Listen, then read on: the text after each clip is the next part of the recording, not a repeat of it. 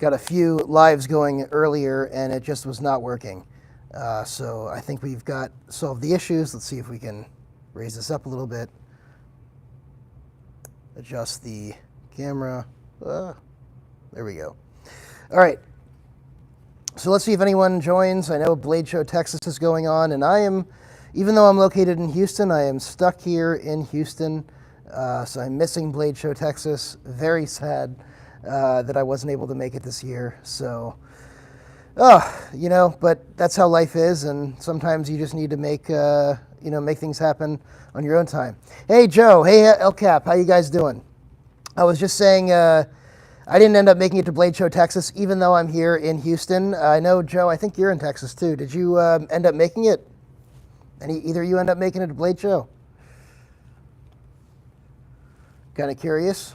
So I got the Spyderco Mule here, by the way, while we're sort of waiting for people to join on. And this is the ceramic one that was released. I think it's called H40 or something. High impact ceramic. And, you know, I think this is made, there you go, Spyderco HIC, high impact ceramic.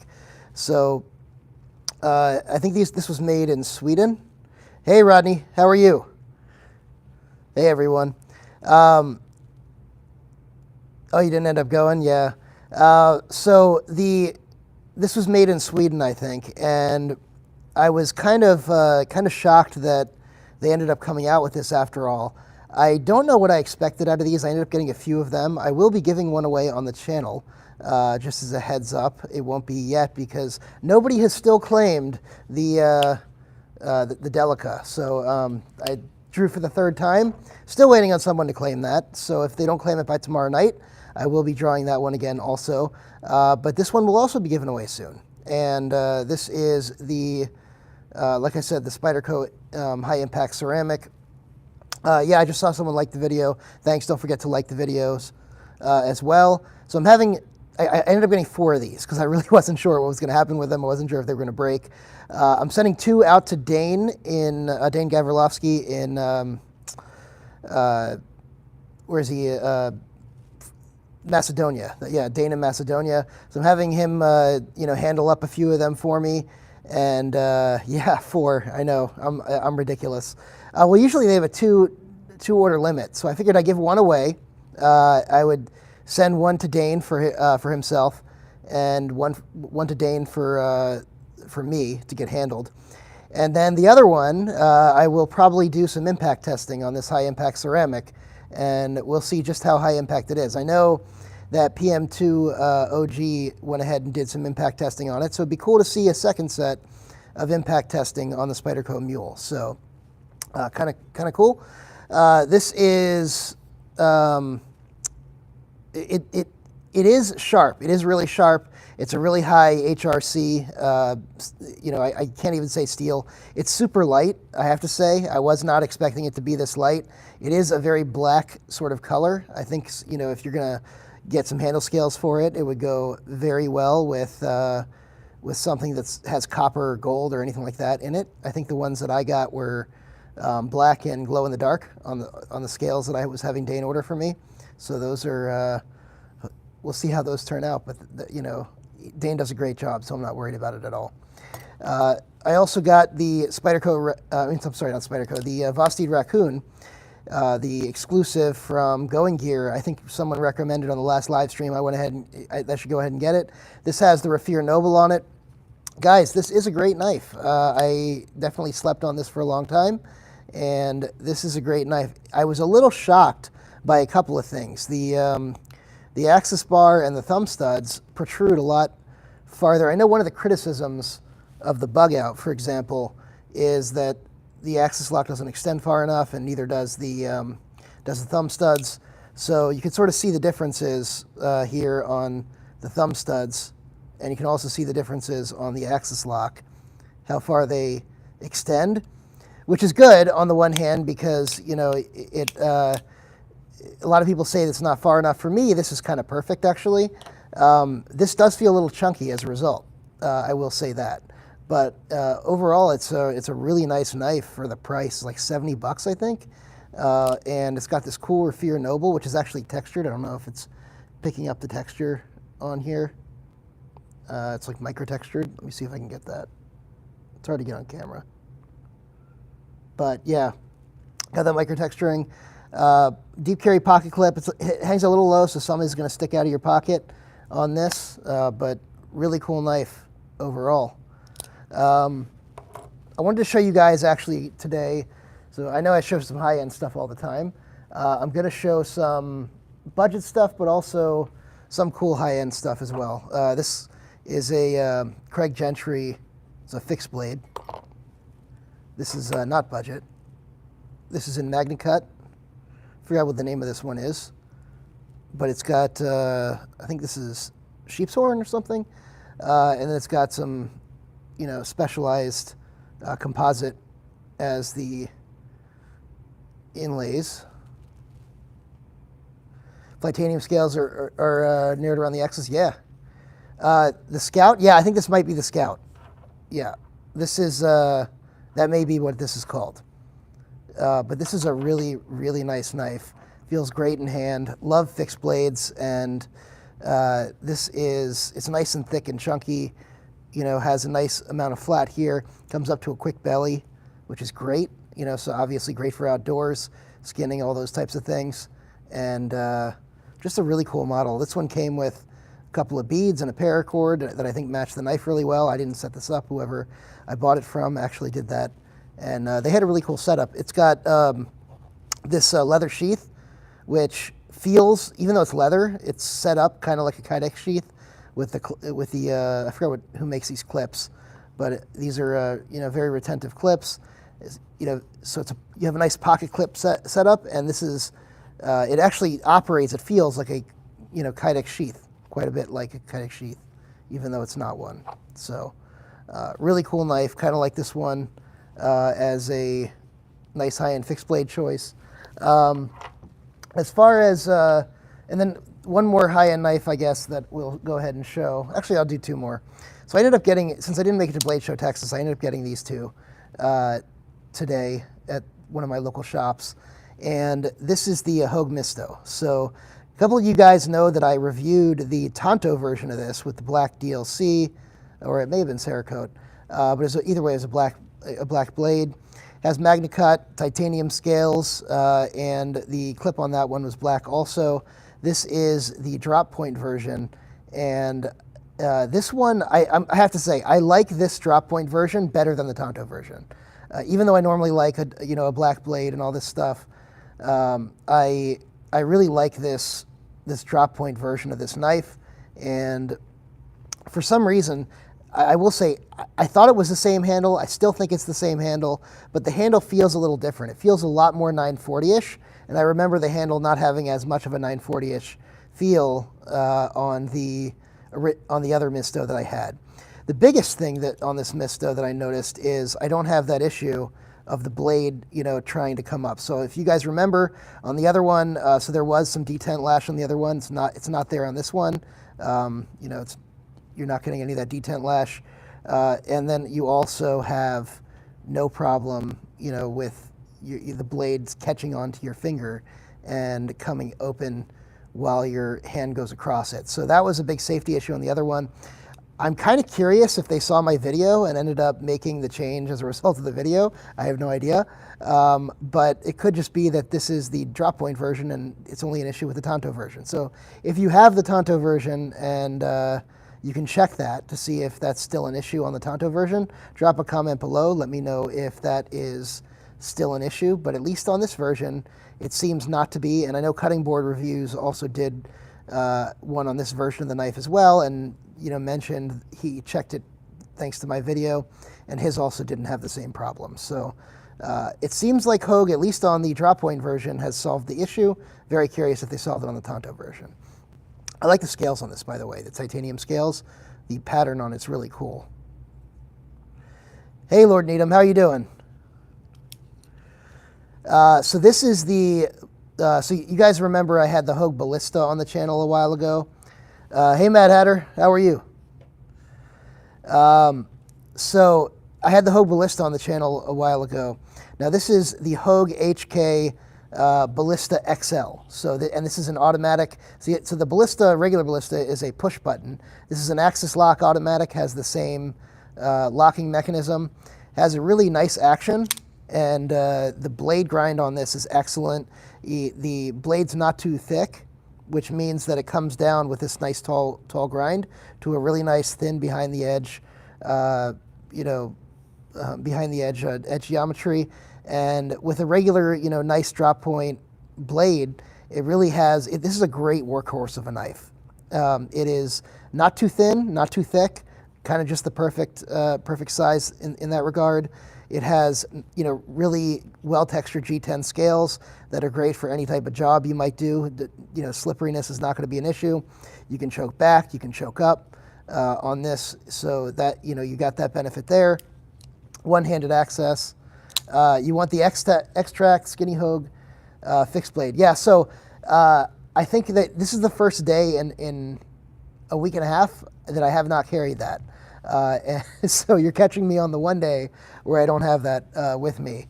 But, overall, it's that Hogue X-Track. I'll try to make a video on that Saturday night if I remember. But the Hogue X-Track it really is one of my favorite fixed blades I've had in a long time. And if you don't have one, check out my video on it that I had a short recently. It's got a link at the bottom of the description where you can get it, DLT. If you use the link, it helps the channel, but you're welcome to go to DLT and buy it on your own, either or any other site. It's just an excellent, excellent knife. On this one, on the Hogue HK Ballista XL, it feels a little chunky in the hand just because it's tall here and it's thick enough in the handle. So you have a full grip on it, but you definitely feel like a chunky difference when you're holding this knife versus this knife, even though, I don't think they're so different. Well, they're a little bit different, I guess, in thickness. So you can see sort of the differences in thickness there. You have about one extra scale in thickness on that. So just to give you an idea, but I think that for stock thickness, they're about the same. So kind of gives you an idea. That's why this is more of a workhorse. One of the things that on this one that I think is interesting is, so I don't use these locks, I don't use the lock. Once you lock it, boom, you can't open it. But there are people that do use the locks, and so this might be an issue for you if you do use the locks. Let me sort of show you. All right, I lock the thing, and I've got to apply a significant amount of pressure to unlock it with one hand. A significant amount of pressure to unlock it. Now you can lock it and then unlock it with the other hand pretty easily. And there's sort of a trick to it. You have to push down while you pull back. You can't just pull back, but it's not so easy. You have to really think about unlocking it if you have if you're trying to unlock it. It's not just intuitive. So, but if you leave it unlocked, really not an issue. I feel like this could benefit from some thumb studs, but not really a big deal. Defiant 7, yeah, Les George. DLT is doing a drop February 28th. I really, really love Les George's stuff. And Defiant 7, I think he's done a lot of this design. I forgot who the collaboration is with on Defiant 7, but he does a collaboration with. As you guys know, I have the, and this is another one that's been in my pocket almost every day, like the X-Track, is the EK folder. So this is an Alan Elishewitz and Les George collab. But Defiant 7, I don't know. I don't think I'm going to get the drop that's on DLT of that Defiant 7 knife. Normally, I try to grab almost everything Les George makes, but because I vibe with his style. That one, I'll tell you the reason I don't like that one. One of my pet peeves on knives is when the handle has you extremely far back from the blade, right? Now I can choke up on this, but you see how far my hand is from the blade? It's one of my pet peeves. I really like a design that puts me right up on the blade right here. I'm okay with a guard, but I want the guard to be closer to where the blade starts, right? That's kind of how I like to use my knives. And I will say if you go look at that Defiant 7 knife, the way the flipper tab is situated on that knife, your hand is going to be significantly far from the it's going to be significantly far. I think the flipper tab comes out about right here, and then it has like a long sort of ledge, and then the blade starts. So at least on this one I can choke up, right? But on that one I can't choke up because of the, well, in a meaningful way, right? You could, but you'd be riding the blade. So, you know, that's one of the things that you have to be aware of when you're buying knives or figuring out which knife designs you like. And it's one of the things that I look for when I'm deciding on a knife whether or not I want to buy it. But this one's the EK folder. It's an integral. This has been really, really in my pocket. It's basically been this and the X-Track fixed blade every single day for about a week and a half. And this is really nice. So Les George and Alan Elishewitz design, the EK design is an integral. They talked about, these are made in China. They talked about why they decided to do it on this knife. They basically said, they did this on an Instagram live. They basically said that it's extremely important to them to make everything in the US, and this one time they had to make an exception because this design would not see the light of day in an American form, because high-end production would end up, in America, would end up putting this as an integral in the same price territory as their customs, and no one would buy it. Choke up on that servo? Yeah, I'll take another look at the servo. Like I said, I love Les George's designs, so I'll take another look at that, and who knows, maybe I'll just be like, I can't miss out on it, especially since I didn't end up going to Blade Show Texas.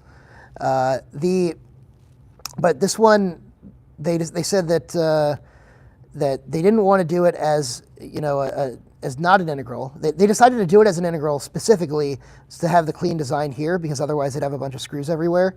And they wanted to keep this design the way they had it here, with these three sort of pins essentially.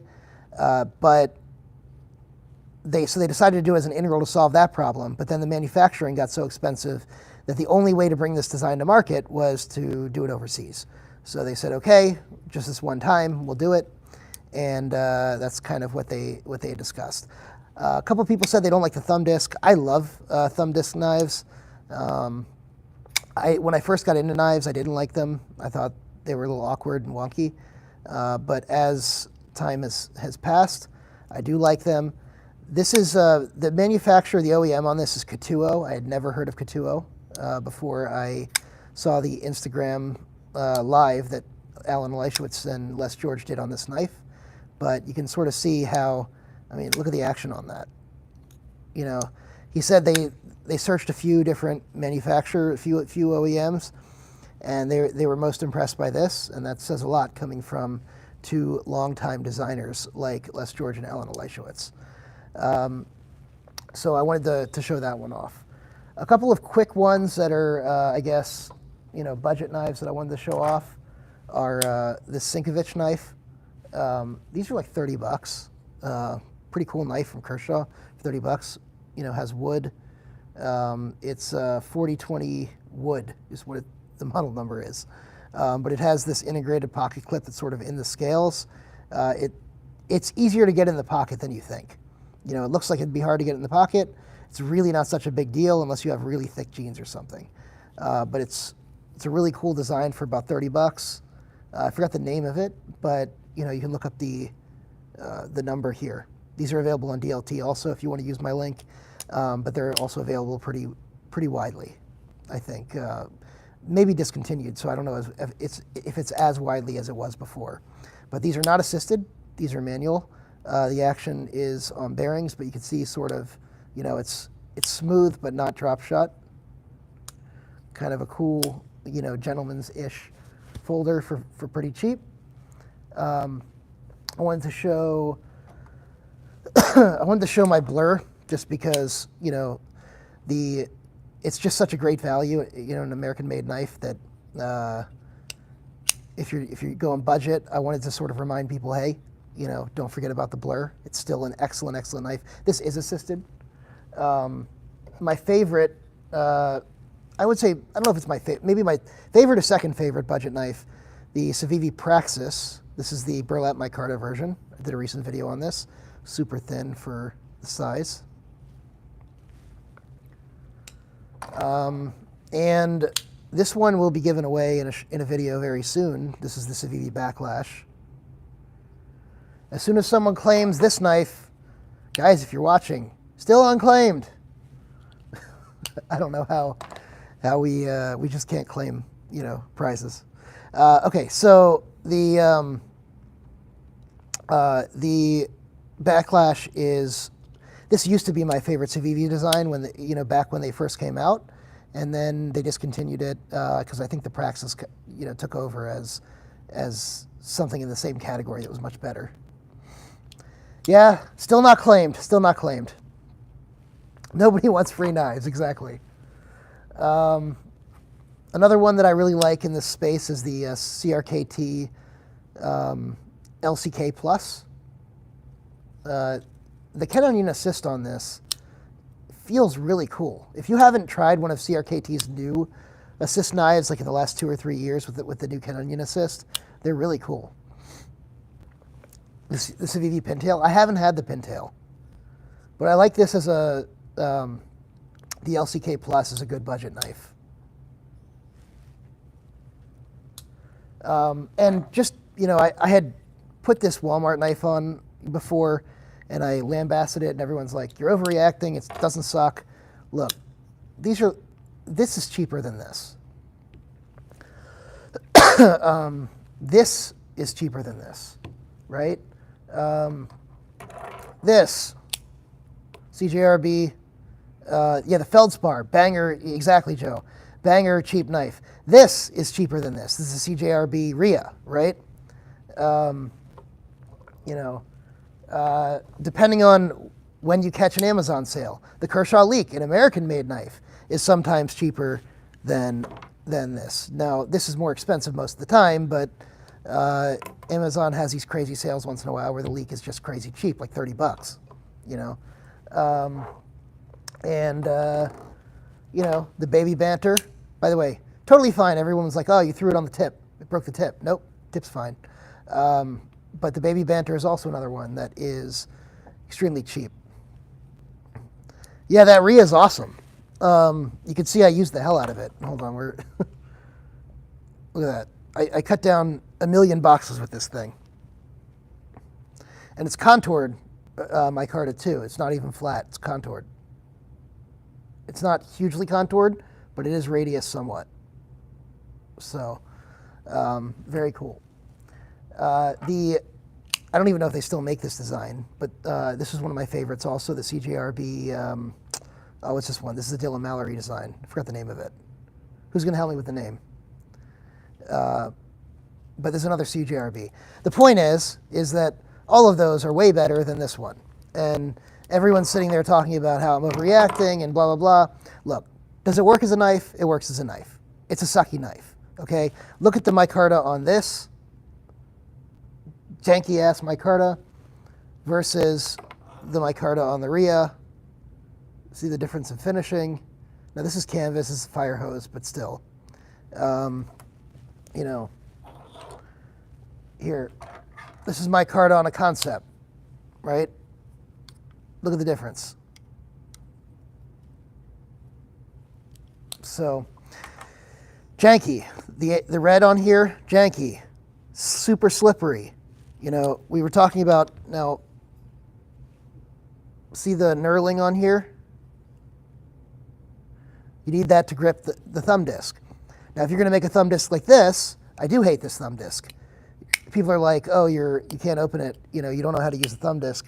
Look, I was exaggerating for effect on the video, but because I do sort of slip off this sometimes because there's no knurling and it's super slick in the way it's designed, it's a sucky design.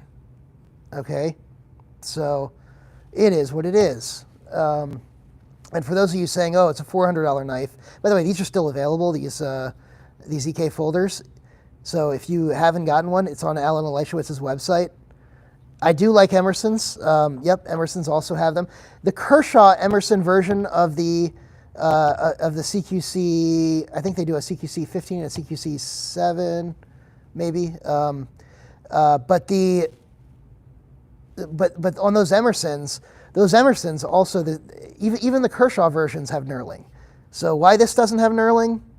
It's a ridiculously bad oversight on the design on a knife that's extremely widely mass produced and is put into a bunch of people's hands.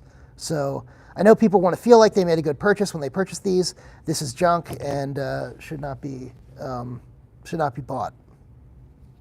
All right, I do have to go because the Sabbath is coming on, but I just wanted to say I just wanted to stop and have a quick live because I haven't talked to you guys in a while, and maybe we can get a giveaway going Saturday night if somebody claims the prize.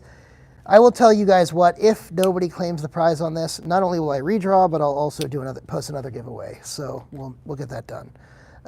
Great to see you guys. If you're at Blade Show Texas, enjoy it. If you're not at Blade Show Texas, then you're like me, and we'll all suffer together. Have a great weekend. Take care. Bye.